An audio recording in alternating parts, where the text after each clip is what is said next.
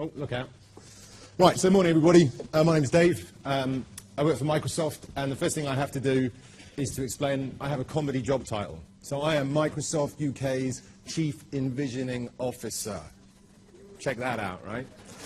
So why do I have that job title? Well, one of the things we realized at Microsoft, and you will well know this, is that we love to talk to our customers about the technology and products. We just love to talk about technology and products. The thing that we don't do enough, for me, is talk about the human beings that use them. So we've created a position, we've created a group inside Microsoft whose job is to project out the future of how human beings are going to live, work and play. So understand, my job is essentially about the future of humanity.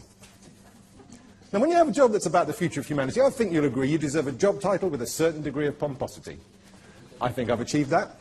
There's another reason for the job title, is because I told my mum when I was a kid, I said, Mum, one day I'm going to be CEO at Microsoft. You just watch me. And the best bit about this is you will know that there's recently been an opening. And I'm still in this job. I have a disclaimer to make. I always feel in these environments it's good to be open and transparent. There's a dark part of my past I'm not particularly proud of, but it's something that I went through. And I think I really should let you know that it's hard for me. In a past life, I was an IT consultant. I'm sorry. I'm so sorry. I'm on step 10 of the 12-step recovery program. The thing you learn as an IT consultant is that you never give away the answers. This is a presentation about the future of work. I am not intending to give you answers. I was a good consultant.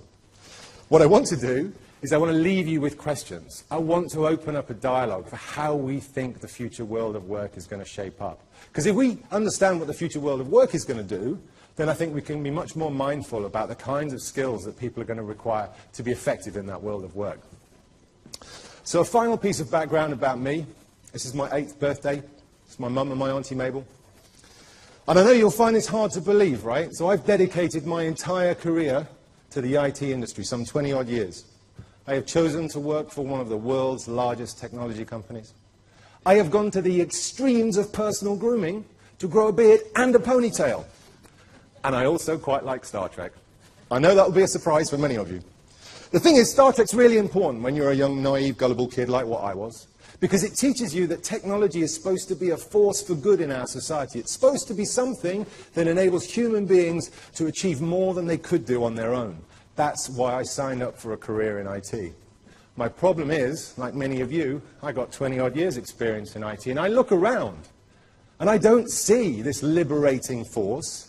I see a prison. I see a constraint. The way we use technology today is fundamentally changing how we think and how we work, for the worse. Now, it's not the technology's fault per se. It's the human beings that use them. And this is a call from us to wake people up to the potential of where technology is appropriate, where it isn't, and what you can do to get the most of it. So the first thing I'd like to do, to wake you all up, if you could just humour me, could you put your hand up if you have a computer at home? Could you keep your hand up if the computer you have at home is better than the one you have at work? Oh, interesting. About 50%. Usually, that's about, the majority of people have better technology at home than they have at work. I love doing it with a public sector audience. It's kind of like shooting fish in a barrel at that point. But the reality is, right, technology is an incredible thing in our personal lives. We have grandparents Skyping their grandkids. You all live online, you shop online, you play online. And then most people, they go to work. And this is their experience, where technology is the barrier. Us in IT stop people, we prevent people from achieving what they can achieve in their personal lives. I have spent the majority of my career chasing people down corridors like some bizarre, freakish stalker, just trying to get them to care about what technology might do for them.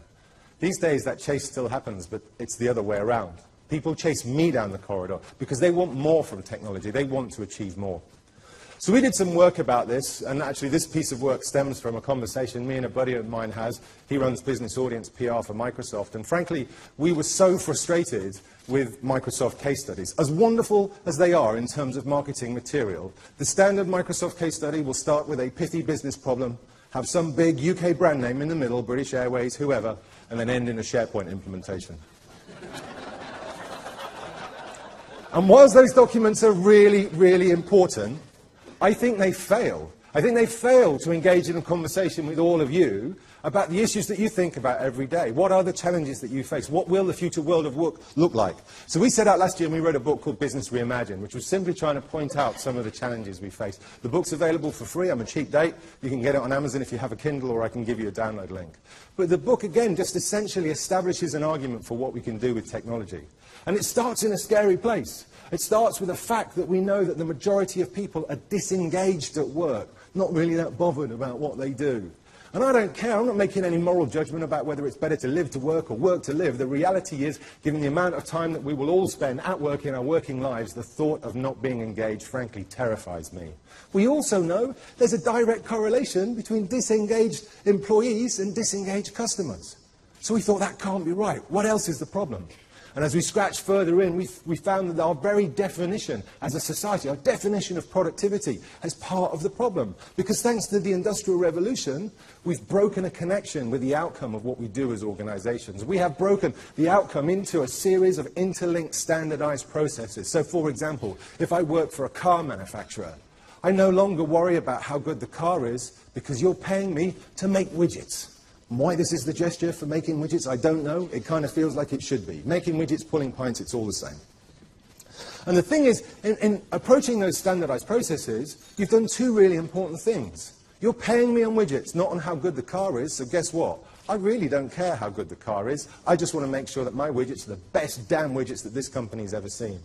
And secondly, the creation of these standardized interlinked processes creates this rigid sclerotic infrastructure inside the organization, a skeleton that cannot change. It resists change. So when your market changes, when the economy changes, your ability to change and react is fundamentally constrained. And then there's the problem of the office itself. The office itself is no longer representative of how we could or should be working. For too many people, office is a container. It's a place you go. For too many people, we've lost the ability to communicate because we sit in those offices and we communicate in a very different style. And then there's technology. Who doesn't get enough email? I don't even have to invent a punchline for that. We get that. And the reality in all of this is technology has constrained us. Because the fact it exists, it makes us lazy. We stop to think. So what do? We bung everything through email. It's not email's fault that we get too many email. It's our fault because we use it incorrectly. It's at this point that I'd actually quite like to place all of the blame with Alexander Graham Bell. He started it back in 1876, but he started it in a different way. Because what he did is he created an invention that enabled a very different kind of collaboration, a very different kind of connection. Before he turned up, we were stuck with machines talking to machines, and they were telex machines. And we had to have a human to transcribe in between. And his invention enabled us to connect human beings to human beings, separated by massive geographical distances. What an incredible thing. But our challenge is, as this technology has gone on and we found other ways to use that technology, other different ways to use that technology, it's a fantastic world. I can stand on the front at Brighton and I can talk to my brother in Malaysia. What an incredible thing. We all walk around with the ability to communicate anywhere around the world. But what we're missing is that as we're connecting to people who aren't close to us, we disconnect from people who are close to us. And this is a problem that exists throughout technology. Technology is increasingly disconnecting us from our environment. It's disconnecting us at work. How many of you work in an open plan office? How many of you sit in your open plan office and email the person sat next to you? What time are we going for lunch? I don't know. Where are we going to go? I don't know. The fact that we have these collaborative places, the open plan office, is genius in the 50s and 60s, when the only way in the west coast of the US, if you wanted to get people to work together, you would shove them in the middle of the floor and they would talk to each other. But now we have other technologies. But all we do is we sit behind screens at work. We hide behind email. But this happens at home. Those of you who have kids of a certain age will recognize that family mealtime has fundamentally changed. Everybody come to the table, let's have dinner. And everybody brings out their own screen and disappears into their own little world. And it happens from life. How many times have you been to a concert or some event only to see people watch this incredible experience, the whole event, from behind this glowing rectangle? What's that all about? But most of all, the really, really scary part of this is how it affects how we think. As human beings, we are trained, we prefer to acquire more and more information. It is more pleasurable, more enticing to us to reach for the next email than it is to think about how we respond to the last one. We spend our lifetime skimming across the surface of an incredible ocean of content and information. We cram every single moment of the day where we possibly could be looking at the screen to acquire more information.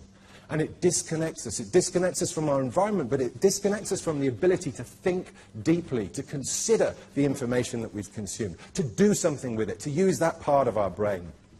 We still talk about information overload. What rubbish! Or at least, this is not a new concept. I would put it to you that from the invention of the printing press, our society has always had more content than any single individual could consume in their lifetime. The fact that we have 10 times more, 100 times more, 1,000,000 times more is frankly irrelevant. We have more than we can consume. So this running around, oh, there's too much information, is the wrong focus. The focus should be, how do we find the information we need? How do we connect disparate ideas to get true innovation?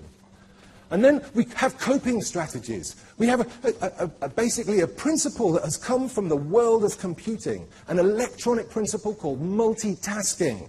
That's our solution for how we deal with this. Multitasking is not a human condition, it's what machines do. But what do? We spend our days flitting between screens, between activities. Human beings are, on average, 33% less efficient when they multitask. More scarily, every time you multitask, you take yourself out of the thing that you were doing and put yourself not just one step away, but about 4 or 5 steps away. It takes the average human being 23 minutes to get back to the task that they were doing before they switched task.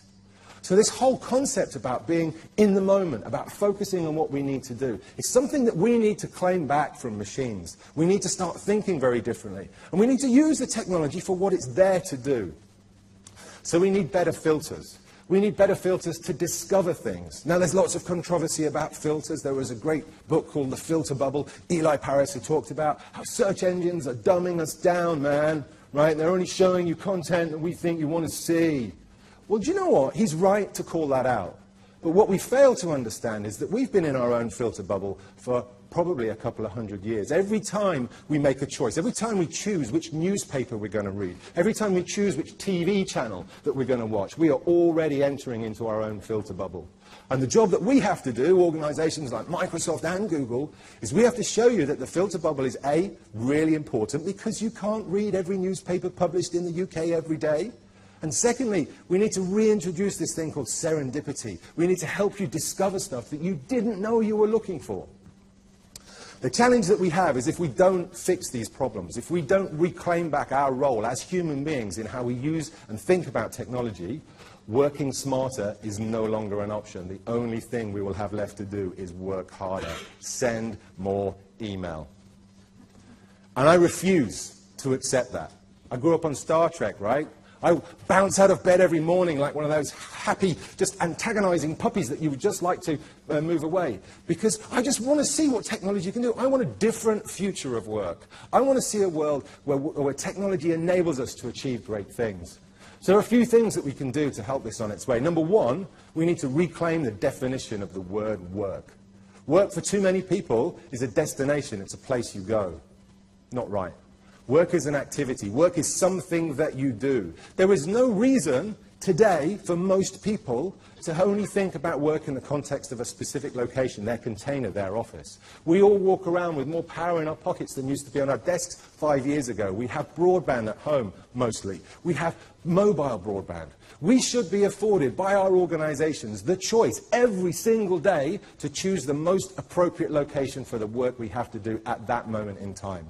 If it's really thoughtful, creative work, the last place you want to be is in your office, in an open plan office with the chaos and the distraction and everything that ensues. You should be in a local village library or some quiet space, and probably not a home either. And the reality of flexible working is this is not an employee perk. This is not an HR benefit. This is something that every single member of the workforce should be empowered by their organization to use. And then there's this thing called social business or enterprise social, right? And this is fundamentally important because this is how we use all of the principles that make social media work so well in our personal lives to fundamentally change the culture of collaboration inside our organizations. How many of you have been on Twitter and Facebook and engaged with a brand or done things with your friends and family? And the thing is, what you don't understand is the principle of social media is fundamentally opposed to the way that most organizations collaborate. Because when you use social media, you are there to share information. That's the one reason you use social media. But inside an organization, a world where knowledge is power, you want to share nothing. I'm sharing bugger all, me. Well, maybe you can have this trivial bit, but the rest I'm going to keep to myself.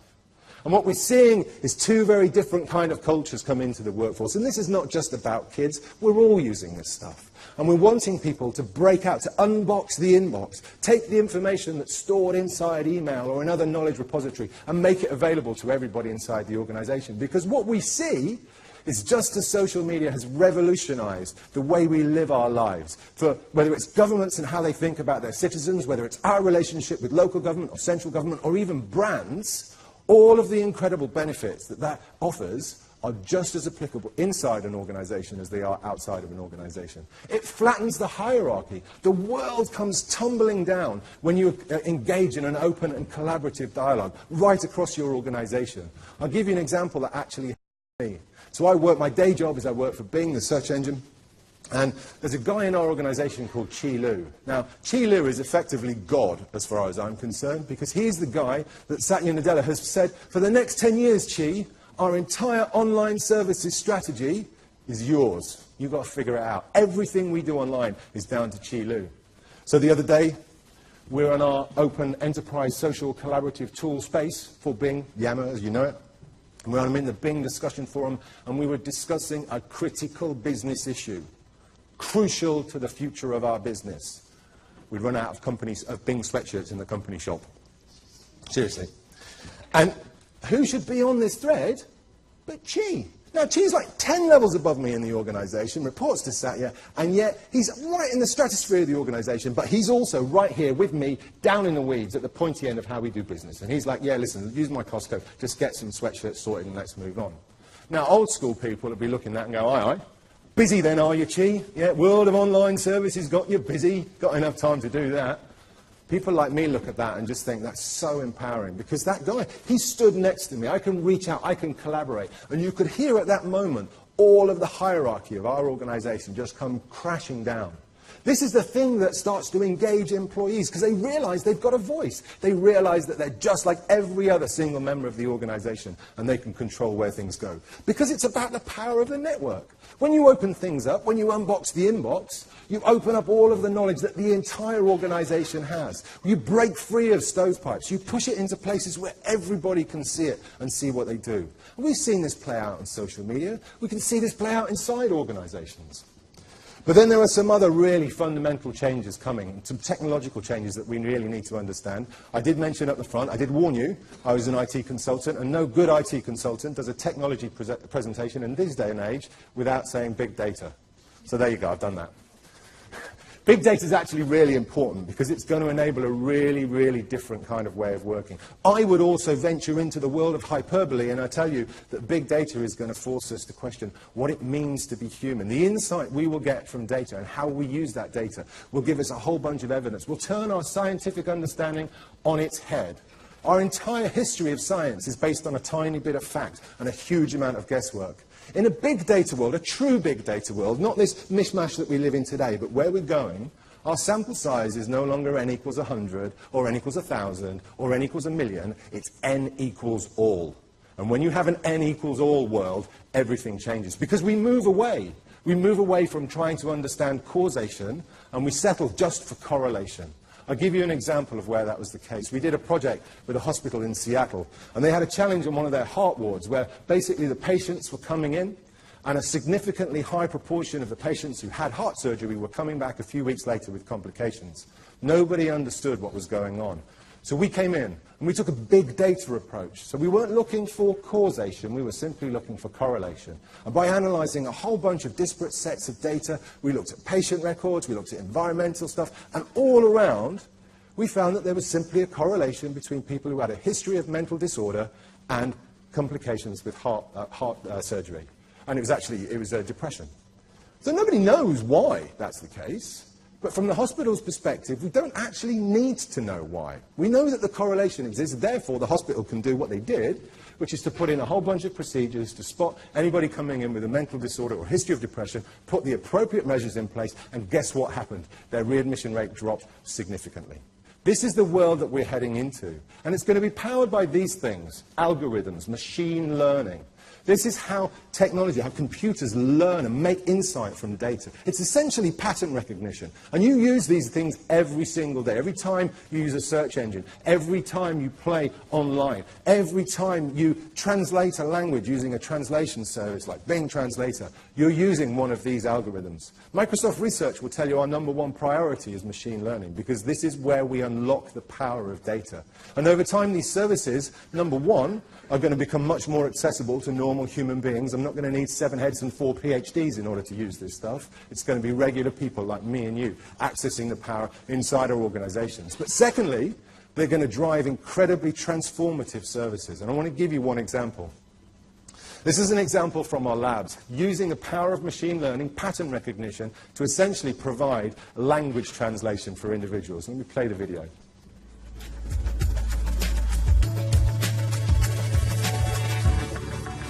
This project is a sign language translator. It translates from one sign language to another. It helps the hearing and the deaf communicate. 你好. Imagine a deaf person walking into a doctor's office. The doctor is a regular doctor, probably can't speak in sign language. Hello, my name is Dr. Wang. What is hurting you?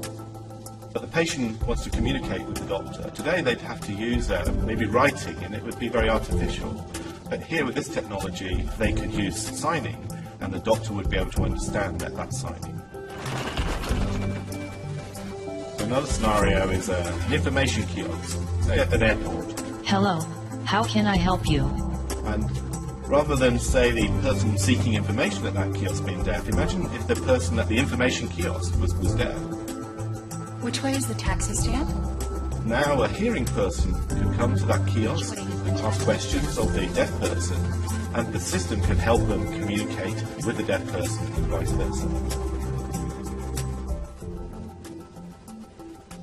Please go outside the terminal and make a left. Great, thank you.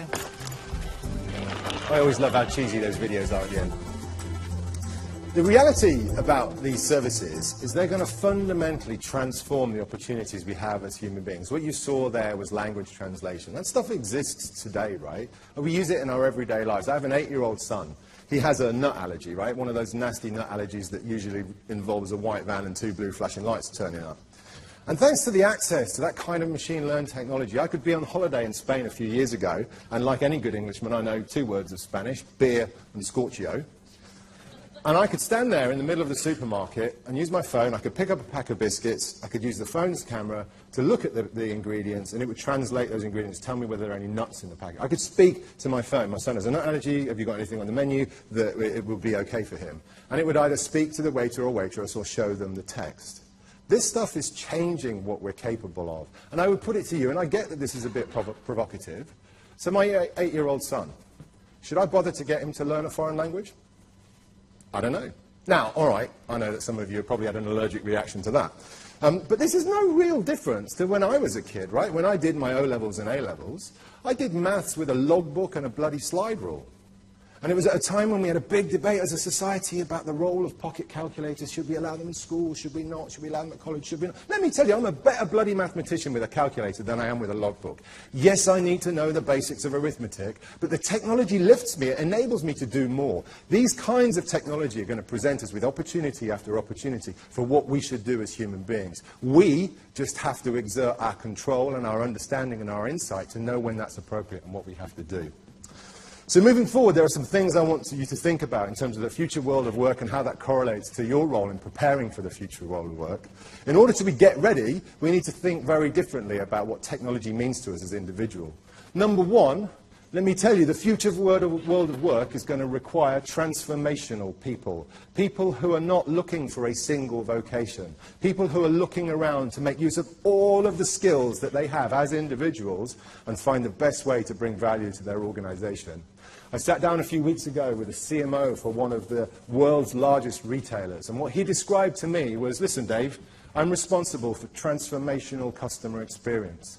The only way I can deliver transformational customer experience is if I have employees who are empowered to be transformational and that they have access to the kind of tools that enable them to be transformational. So as we prepare individuals for the future world of work, we need to recognize that it will be a nebulous, self-directed space. It will not be like our education experience where we have turned up and been managed through a process. Every year we graduate, we go up a higher level in the organization until we finally retire and leave education. It has to fundamentally change, and we have to have people who are prepared for it to make it happen. This is a world where we enter the slightly sickly sweet North American motivational posters, because this is all about leadership, not management. And the beautiful thing about leadership is every single member of our society should be empowered to be a leader, because what leaders do is they empower other people. Their job is to make other people successful, whether it's your peers, whether it's your boss, whether it's the people that work for you, whether it's your friends and family. And leadership is really important, and it only takes some really, really subtle changes. We're used to a world of managers. Well, managers tell people what to do. They get asked to do something right. You, and you, this is what I want each one of you to do. Leaders turn that around. Leaders say, this is what we've been asked to do. What do you want to do? Back to that whole point about engagement. How do you think the individual reacts when they're being asked what needs to happen rather than being told? We need to unleash the workforce. We're all employed for a specific reason. But that doesn't mean to say that the only contribution we can bring to our organization exists within the specifics of that role. There are so many things that we do, both in our professional lives and our personal lives, that can make the difference. One of the things that you're beginning to see inside organizations is they're beginning to talk about intelligent organisms rather than organizations. A group of people that can adapt, can mold, can be malleable to the changes in their business, the changes in their marketplace. The power and potential of the people inside our organization is the true power of what we can do as human beings inside the world of work. But we need to pull back, right? We need to start putting technology in its rightful place. How many times do you sit in a meeting and some of you, maybe yourself or your colleagues, are sat there with their laptop taking notes, also known as catching up on email? If you're in a meeting like that, don't have the bloody meeting. It's pointless. Shut the laptop. Be there to engage. Be there for a purpose. When you're trying to write a really thoughtful report, get to a place where you can be thoughtful. It takes the average human being 15 minutes to reach flow state in order to access all of the incredible cognitive capacity that the human brain has to offer. You are not going to find 15 minutes without distraction or disruption in your office or at your home. Find somewhere where you can do it. Be mindful of what you're doing. Create a space for creativity as well. It's the same principle. You've got to find a way. Shoving people in the middle of a floor, getting them to be creative, is not going to work. They think the same way. They'll react the same way. They'll be fearful about stepping out and being different. Find a place where you can get, be it your students or the people on your teams, to be creative and think innovatively about the future. We need to learn to love data. Data is going to be absolutely fundamental for us, and not in the geeky, slightly data scientist, mathematician kind of way. Data is a creative a foundation as anything else in this world. The new world of data scientists, yes, need to be bloody good at maths and stats, but they also need to be innovators. They need to be storytellers. They need to see the potential, not just inside the data that you have, but about what happens when you connect it to other disparate data sets that are available, turning that base metal into gold. And then we're going to need transformational technologies to enable all of this. I'm going to ask you now, can anyone think about some of the most transformational technologies that you've seen in the past few years? Anybody want to shout out? Sorry, you said Yammer. Yeah, brilliant, absolutely. Enterprise social. Anybody else? The iPad. Sorry, you said Office 365 Student Advantage. Yes, you're absolutely right. All of these incredible things are available. Steve's at the back. Office is available for iPad. We've got a little card machine. He's happy to take your orders as we go through. No. What I want to talk to you about is much more important than that. One of the most transformational technologies I have experienced in the last few years is this. Does anybody know what this is? Minecraft. Check it out. Right, I told you I've got an 8-year-old boy. Right, what do 8-year-old boys do? Play Minecraft. And the thing is, I've watched my son play Minecraft, and it has just blown me away, because his world is going to be completely different as a result of technologies like this. I came to him the other day, He was in the living room, and he was reading, and the console was on. And I said, hey, John, what are you doing? Oh, yeah, oh, Dad, how you doing here? I've just created an AND logic gate. Oh, that's nice, John. What? You've done what? Oh, yeah, I created an AND logic gate. Do you want to see an OR logic gate? 8-year-old son has done this. And how has he done that? Listen, he's smarter than I am when it comes to this stuff. How has he done this? Well, he's got something which is an engaging experience. He enjoys it. It's creative. It enables him to express himself, to build stuff. And so what does he do? He goes to YouTube. He watches videos. He uses a portion of his allocated screen time to learn and understand, and then he goes and practices it. The best bit about this is because he's a well-rounded human being, I'm proud to say, is he's not just in the digital world. He picked up bits of dead tree too. Right? He ordered them from Amazon, and he read real books and taught himself everything that he needs to know to do all of these incredible things. He's going to grow up to be an individual that will be seeking knowledge, will be seeking insight, not looking to get it from when he goes to school, but finding it for himself and then finding a way to express it. He's going to need a very different kind of education. Fundamentally, though, the important thing for us to understand is his expectations in his world of work is that he should have control. He should be able to configure the environment, build the world, change the process, do the stuff that nobody's thought of. Because that's what becomes possible. That's what transformational technology makes possible. And whether it's Minecraft, we have a similar example called Project Spark was coming up, which is not just going to be about teaching kids to code. It's going to be teaching kids to be creative, to be expressive with technology, to want to configure things for themselves, to want to change things around in terms of what they do. And just because this was hilarious, I came to the other day, I said, listen, it's your best mate's birthday. Have you got him a card? I said, oh, I'm not going to get him a card, Dad, I'm going to make him one. So I'm there, like a good dad, I'll get the craft table out, scissors, you know, them ones with the curved ends that you can't hurt yourself, Pritt stick and all that. And I'm like, oh, I'm ready. He says, no, I've done it, Dad. What do you mean you've done it? And I go in the living room, and this says, happy birthday, Tom. He created this inside a Minecraft world. He invites his friend to come in, happy birthday, and they're there chatting away. This is their world. This is creativity. It's not a digital-only experience, but they have the power. And this is what you guys need to prepare for, because these guys are going to be your customers in a few years, and we need to prepare for, because they're going to be sitting in our world of work, and we're going to have the kind of environment. And all of your service levels and all of the stuff that you have is not going to be enough for this kind of thing. We have to think very differently about what technology can do. Because ultimately, like I've said to you many times, this is about human beings. It's not about technology. This is about how do we enable human beings to get the most, to get the lift from technology to change the way they do. And to illustrate the point, I'll give you one more story about my son. And this is a few years ago. He was 6 years old. And it was Saturday morning in the Coplin household. My wife's busy upstairs. I'm cooking lunch. Burgers, chips and peas, because that's how we roll on a Saturday lunchtime. And because I'm looking after my son, he's obviously on his Nintendo DS, right? I'm a good dad. He comes in, I'm at the cooker, burning everything. He runs in and says, Dad, you've got to help me, man. You've got to help me. I'm marrying Luigi. Partners in time, World 5, boss level. You've got to help. I'm stuck. And I'm looking at him, and I'm looking at the burgers that are burning, and I'm thinking, you know what, John? I'll be with you in 5 minutes. Because I'm a good dad. 5 minutes turns to 10. 10 turns to 15. By the time I'm finished, table set, he's buggered off. Oh, where are you, John? John, where are you? I'm in your office. What's he doing in my office? So I go into my office, and I catch him red-handed. He's on my computer. He's opened up a web browser. He's gone to a search engine. He's gone to Bing. He knows to go to Bing, otherwise he gets constructively reminded. And he's typed in, Mario and Luigi, partners in time, walkthrough to a search engine. Right? And a walkthrough is a website that gives you the hints and tips on how to beat the boss on World Level 5, whatever. I ran up the stairs, a little tear in my eye. My wife, she remembers his first steps. She remembers his first words. I ran up the stairs, she's not going to believe what he's just done. He's just formed his first search query. I'm so proud! Because there it was, right, a 6-year-old. A 6-year-old with a problem. And when you're 6 years old, not being able to beat the boss on World 5, on Mario Luigi Partners in Time, is probably the biggest problem you face as a 6-year-old. And he's thought, oh man, Mum's busy, Dad's busy, what am I going to do?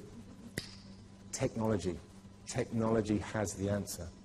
And he has done, as a 6-year-old, what I've failed to see for a long time, to really understand the lift that technology provides. This is all about us as human beings. It is less about what the technology does. It's about how we choose to use it. Ladies and gentlemen, thank you very much.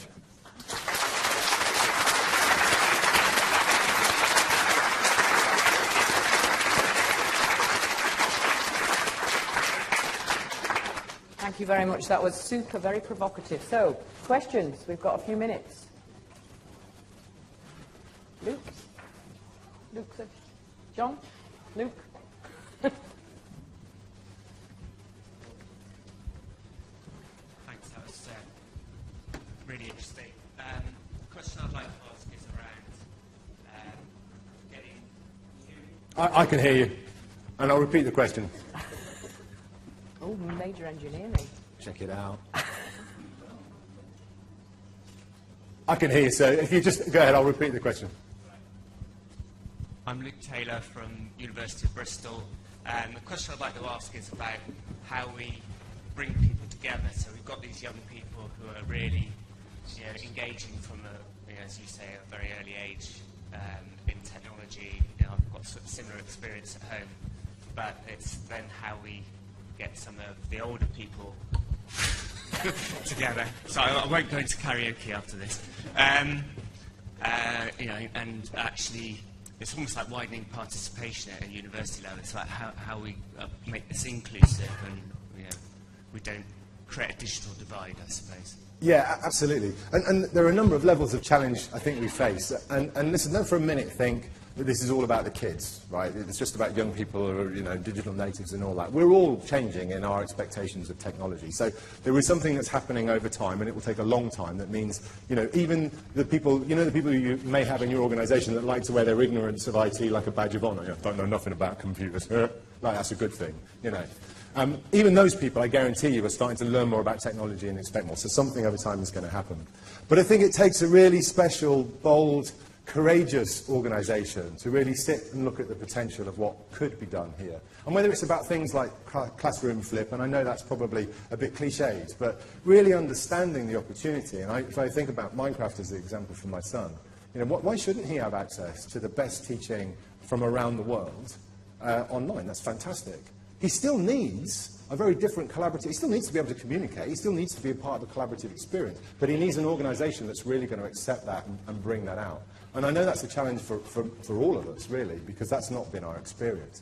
But I think it's opening to the potential.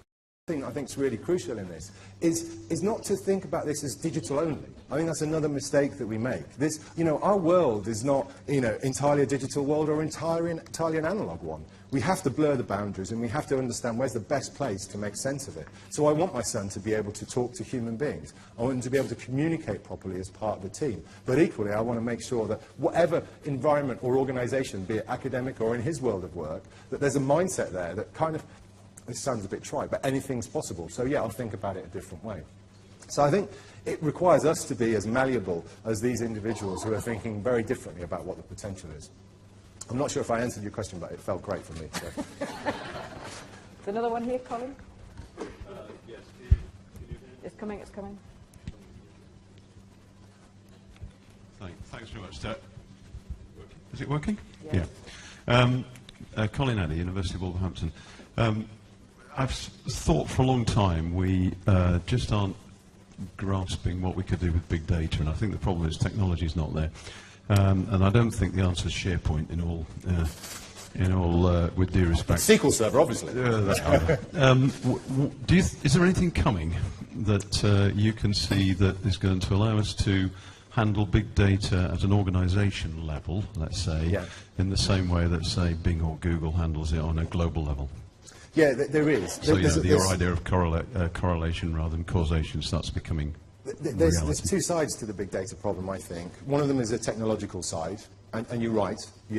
What I think is going to happen over the next few years is the services that power things like Bing and Google and the translation stuff will become much more accessible to normal human beings and organizations. Do you remember in Excel, I don't know, 15 years ago, if you wanted to write a macro or an equation, you needed like 15 manuals for it, and it was like painful stuff.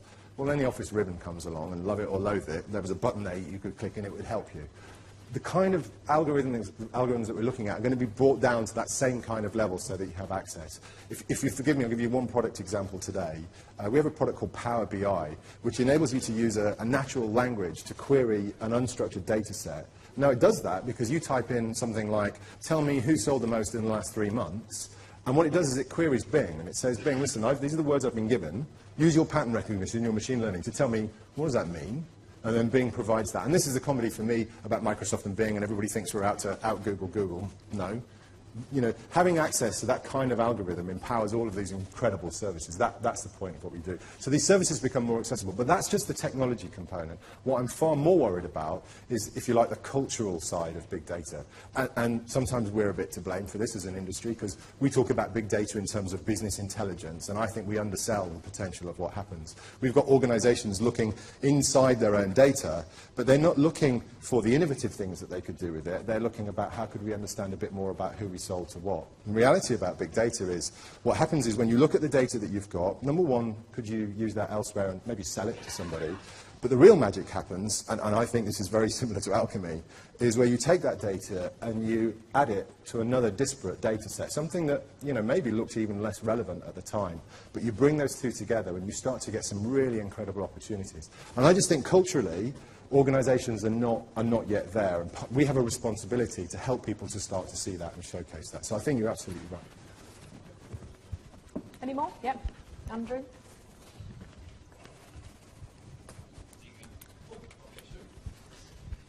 Hi, Andrew Lee from the University of Bath. Do you have any strategies for helping staff who don't want to be empowered to be empowered? Yes, I do. Mostly involving a dark alley and a big stick.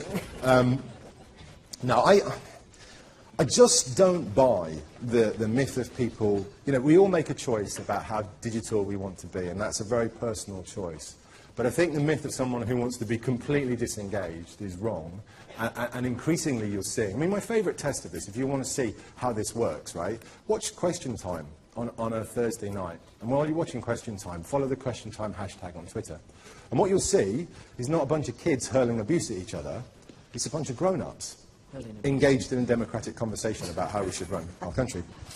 And it's just a little signal to me. The fact that BBC even has the hashtag, as the Six cases Twitter says, they're not saying that we're just doing this for a niche audience. We're doing this because it's broadly available. And over time, you know, even those people who claim they're completely disconnected, I guarantee you will be at least pressing the red bloody button on their TV. And so it starts there.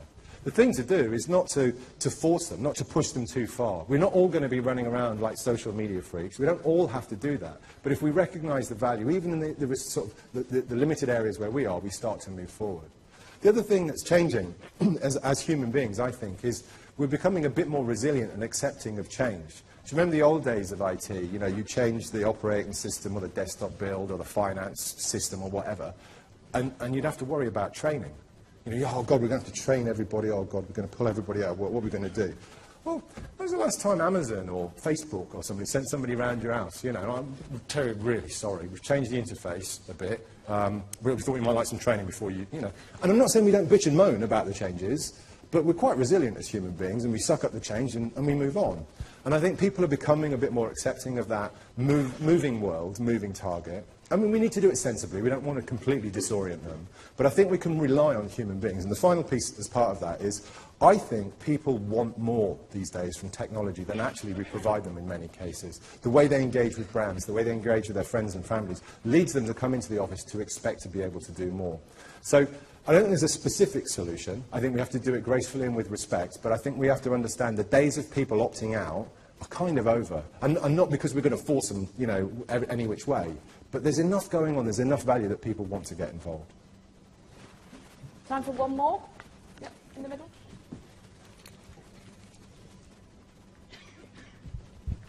Jeremy Harrington from the Institute of Cancer Research. You made a joke about the power of information within organisations. And I just wondered what your views are on the level of trust that society can have on organisations like yourselves, Google, Facebook and so forth, yeah, and what that means for the future. Yeah, I mean, it's a great question. And the issue we have at the moment is, I think we live in this place I call Creepy Valley, which is, I have people using my data to deliver services, and I don't quite get what data they've got and how they're giving me the service that they're giving me. I'll give you a couple of examples. You know, when I search for something with Bing or Google, I then get followed around by a bunch of adverts. You know, my favourite was I bought some audio speakers a while ago. And one thing you should know about me is I'm pretty tight, right? So I blew 250 quid on audio speakers, which for me, that's big money. And then for the next 6 weeks, what do you think I see? Bloody adverts for speakers. And I just think, oh my God, this is problem, because you know I've bought the speakers. Right? I've stopped searching for speakers. If you were really smart, you'd show me adverts for amplifiers or cables and stuff like that, but you don't. And so I feel slightly freaked out by that, and I start to pull away. But I think where we're moving to, and certainly, you know, Microsoft's philosophy in this space is all about sort of transparency, openness, and power. So what we try and do is say, look, let's be really transparent about what we're going to do with your data. This is how we're going to use it. When you give us something, this is who we show it to, this is how it gets moved around, this is a privacy policy and all that sort of stuff. And second, we try to make the value really explicit. So you as a consumer have a really easy decision to make, right? Here's what they've said they're going to do about it. This is what I'm going to get in return. Do I want it, yes or no? And if we can do that, then I think actually we're going to see more and more trust come from consumers. And this is the world I want, in the world of advertising, for example. Advertising today is awful because it's not targeted. It doesn't use the context of who I am as a human being. I would love, let me give you an example, to be walking down Brighton, and as I walk past a Costa Coffee, my phone chirps, and it's Starbucks. Starbucks, hey Dave, just for you, half-price lattes, dear Starbucks, just around the corner. Now, most people would be like, well, that's a bit freaky. Well, hang on a minute. If I'm a coffee lover and I love Starbucks, and this is purely an example, how cool would that service be? It's delivering me value. I've been able to opt in. They could have been transparent about what they're going to do with my data. What a brilliant world that we live in. And so I think this is something that we have to be really respectful of as an industry, but also as a society. I think there's lots of stuff that the government needs to do. I think there are lots of conversations we have, and lots of different players have to come together to figure out, look, if we want to have access to these kinds of things, look at the debate, if I could just shift focus slightly and look at the medical industry, the debate that's going on right now about the use of health data. How much would your world change if you had access, appropriate access, to the kind of patient data that would just transform your understanding and insight of the challenges that you're facing, the problem that you're looking at as an organisation? And yet, because we can't quite get there with trust, we're not going to achieve it. Well, I think that's a big loss. And I'm not saying we should run into it roughshod. We should have a debate as a society, consumers, industry, government, come together. This is what we want to do. What's the right way to do it? I'll tell you, in Microsoft Research, a huge area of the work that we're doing is around this thing called differential privacy, to make sure that in a big data world, when you connect all the data sets together, it actually gets pretty easy to identify individuals. So we're doing a lot of work to stop that from being possible, but still retain the power of having access to that information. So you're right, it's all about trust. I think the answers are about being open and transparent and being really explicit about the value that's being offered. And then I think we can expect consumers to make the right choice. It's a great question. Thank you. Great, and that's a great place to end. We thank Dave again. Thank you.